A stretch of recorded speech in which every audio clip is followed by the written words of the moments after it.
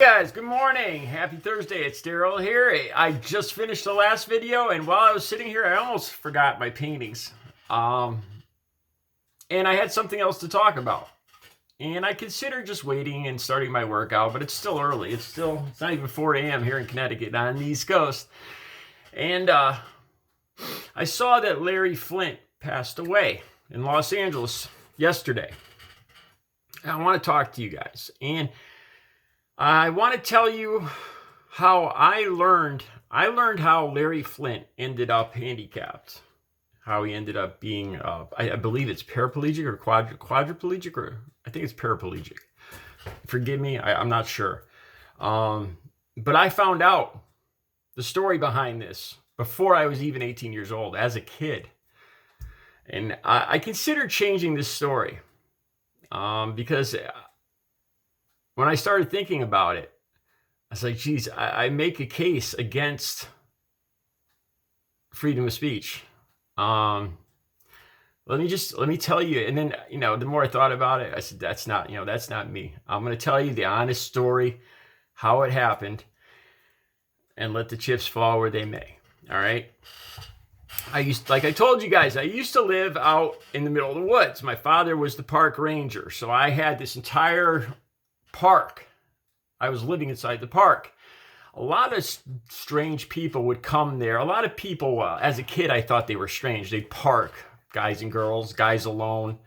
And, my parents always warned me. That was one of the biggest things my parents told me about, stay away from these people and all this. Because it was very isolated out there. So I was warned from a very young age. I'll tell you another story where my father ended up going to jail for a few days. Because one of these people got a little too close to me. It's a great story about a father looking out for his kid. But anyway, all right. So after my father passed away when I was 9, I'd ride my bike. I was 11, 12, 13, about 13 years old. I'd ride my bike around about 12, riding around the park, right?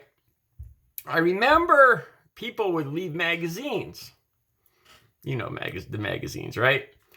A lot of, this is back in 1978.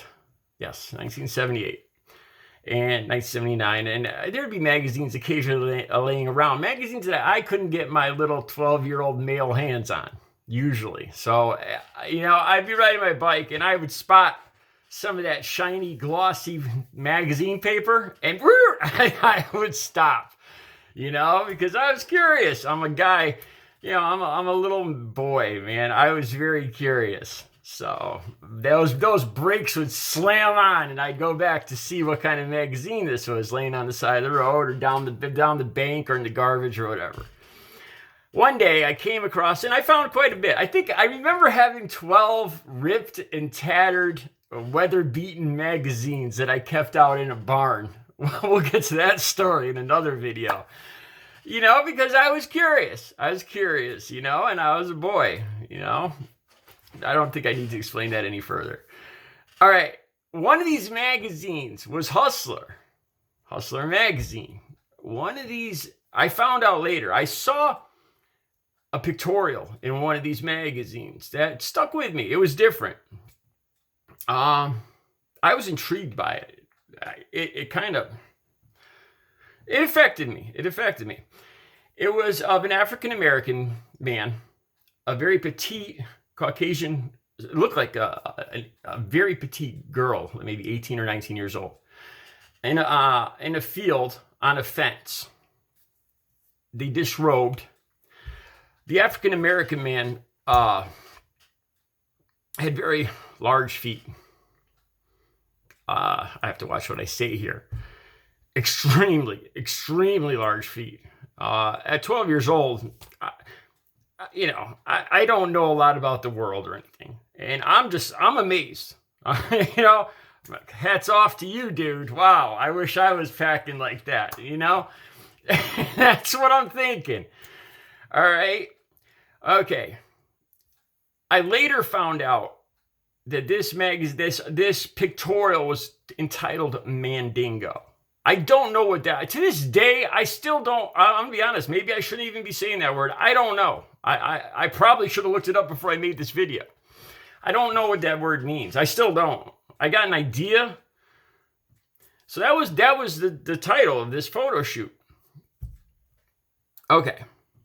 I later found out, maybe 5-10 years later, I found out that photo shoot, that photo, that magazine that I picked up on the side of the road, that's why Larry Flynt was shot. A person who feels very strongly in the Caucasian race saw that pictorial, got very upset about it. So upset that he got one of his possessions, one of his deadly possessions, and went and found Larry Flynt and made him a handicapped person. Tried to do more than that to Larry Flynt. And he said, and this person admitted, I didn't look up his name or anything for this video. This is just me telling you this story.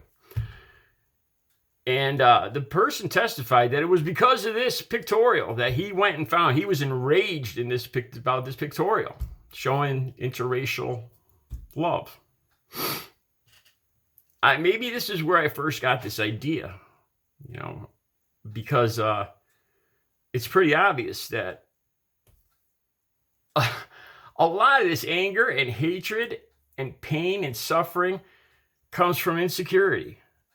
This man that committed this crime against Larry Flynt said as much. So he admitted this, that it was basically his own insecurities, seeing this African-American man with this little Caucasian girl and the size of this African-American man's feet.